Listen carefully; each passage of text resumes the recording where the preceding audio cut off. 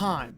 In video games, time often doesn't make a whole lot of sense. For example, one day in GTA 5 is equal to 48 minutes in the real world, which means if you were to calculate the amount of time that has passed in GTA 5 since the game launched, it would be 357 years that we've been stuck in Los Santos.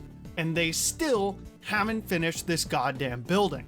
And even worse is there's still another 23 and a half years in GTA 5 until our flight to Vice City. But all this talk about time got me to ask the age-old question about this game once again. How long in-game are the events of GTA 5's story? We obviously know that it takes about 30 hours to complete for us, but how long does that time equate to in-game? It's a question that has been asked as far back as 2014, and although I couldn't find a definitive answer, I still thought to myself, how hard can it be to figure out? So I started with what I thought would be the easiest way and started looking around the map for different dates on either billboards or newspapers or anything I thought would normally have a date on it, but didn't find much. So when that didn't work, I started searching the story's dialogue and radio stations for clues of specific months, but again, there isn't one single month ever specified in the dialogue. The closest I could find is when Omega meets Franklin and says, "This little machine is broken again, check. Stardate 14-9-305, time is 7:89 past the 9th meridian. We are clear." To which I put that number into a stardate calculator, and it said we were in the year 2472, so I knew that wasn't going to be of much help. That's when I realized that the reason that no one has answered this before is because Rockstar doesn't want anyone to know. They meant to keep it ambiguous. This is when I started to think that I may never be able to solve this. I mean, how do I?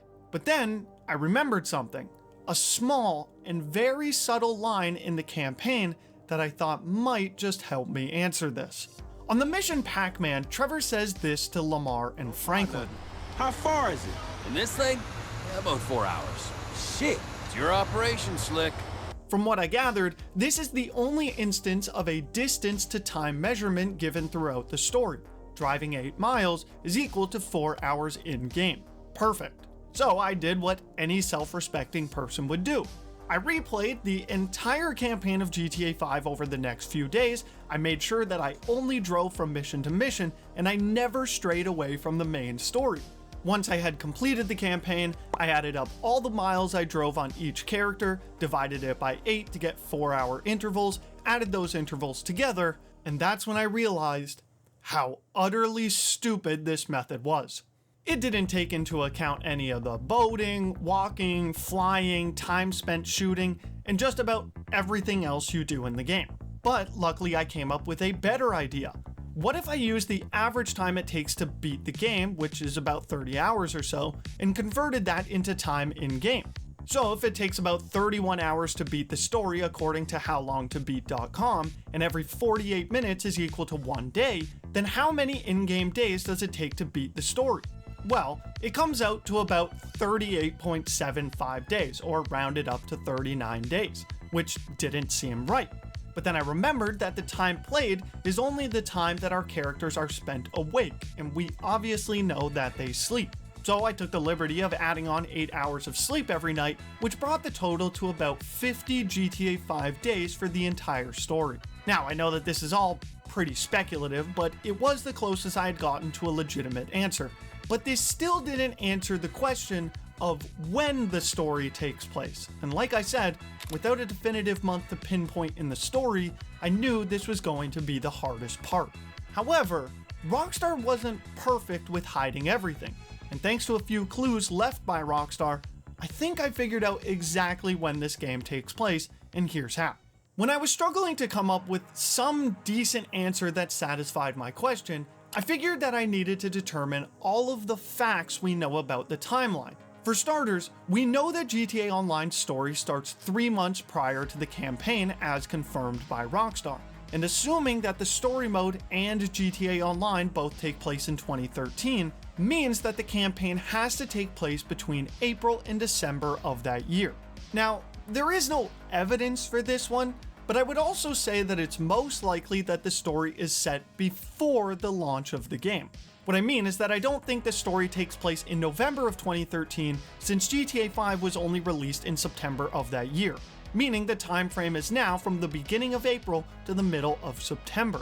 And honestly, I was pretty satisfied with this being the answer. 6 months as a time frame for the events of GTA 5 sounds about right. But I also knew that it wouldn't be that easy, because the third thing I found out is that the time frame from when Trevor shows up to Michael's house in Fame or Shame all the way to the Polito score setup only takes place over a few weeks in-game, as confirmed when Michael says this. A few weeks ago, I was happily retired, sulking by my swimming pool. My psychotic best friend shows up out of nowhere to torture me over mistakes I made, honest mistakes I made over a decade ago.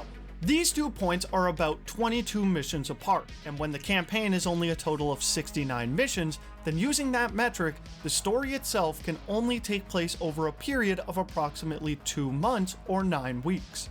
This theory is corroborated by the fact that at the end of the campaign, a news article will be posted stating that Stretch had been killed months after released on parole. Now, obviously, the term months is a little ambiguous, and Rockstar probably did that on purpose, but we see him get released very early on in the story, and it would still match up with the 2-month time frame. And the fourth bit of info is that it's implied that all of Trevor's missions only take place within a month's time or a maximum of 6 weeks, because there is only one mention of the Merryweather monthly train, and Trevor is obsessed with it.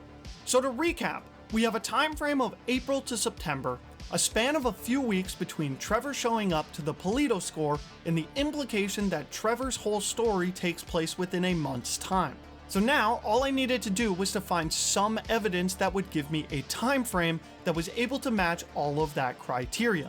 So I spent days searching the map trying to find any clues that would give me a hint. I was looking through old articles and Reddit posts and anything that could lead me in the right direction. And that's when I found it. And out of all the places I could have found this clue, I didn't expect to find it on a Tumblr post from 8 years ago. And after filling in the missing details from this post by Miss Obscurita, I think I finally solved this mystery. In movies, calendars are sometimes used in scenes to represent a passing of time. Putting GTA 5's cutscenes together essentially creates a movie, and calendars are shown a few times throughout these scenes.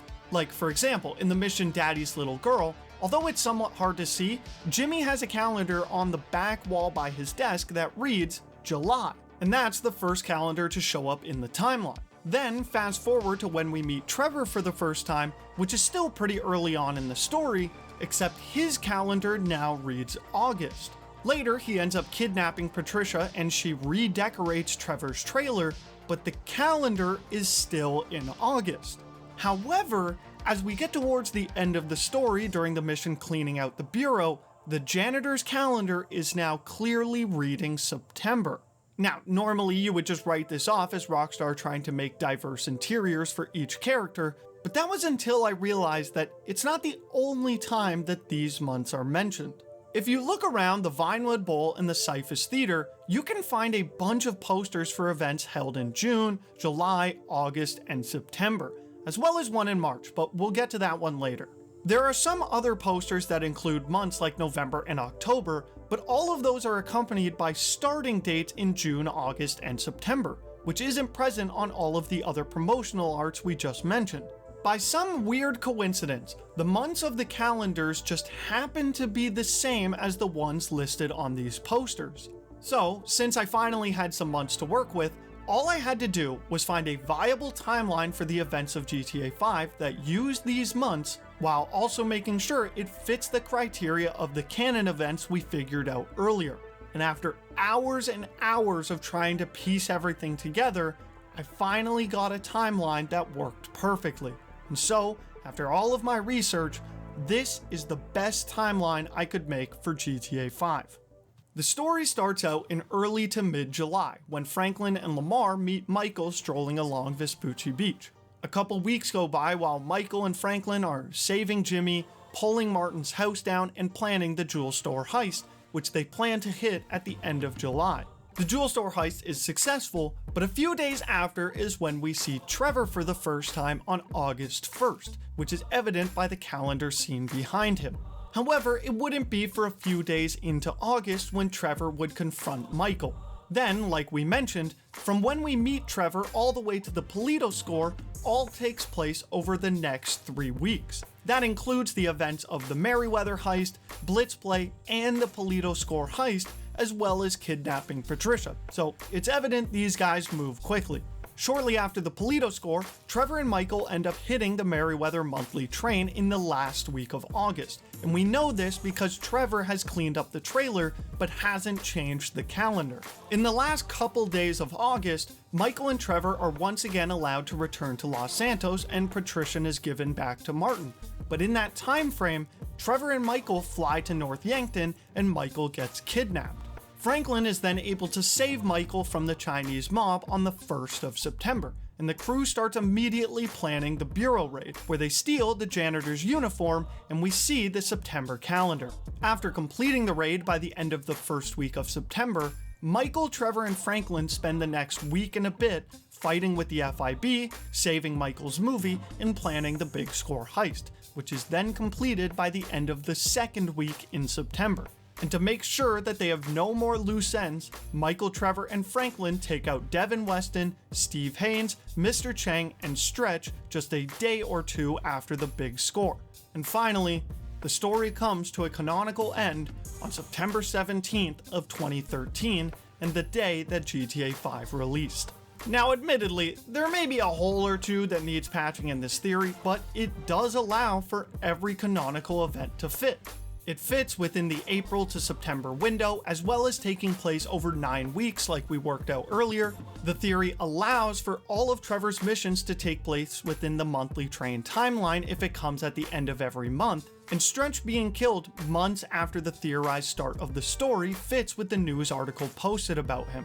Not only that, but it also fits with the calendars on the wall and at what points they appear in the story, as well as the months listed on the promotional art for the in-game shows. None of these posters ever mention April or May, but one of them does say March, like I mentioned earlier. And that's because that event in particular was held a few weeks prior to the start of GTA Online, which we know takes place 3 months before the campaign. Everything fits perfectly. Well, almost everything. Because there's one caveat to this entire theory. Right after seeing Jimmy's calendar at the beginning of Daddy's Little Girl, the next mission takes place at Lester's house, and that's when we see this. A calendar that clearly reads September. Seeing this calendar makes sense when we see it after the Bureau raid, which we theorized to take place in September, but seeing it briefly after Daddy's Little Girl admittedly poses a problem. But even with that, this is still the best theory I can make for the timeline of GTA 5, and if you have your own theory, please be sure to leave it as a comment below. Make sure to leave a like and subscribe if you did enjoy, and I'll see y'all in the next one. Peace.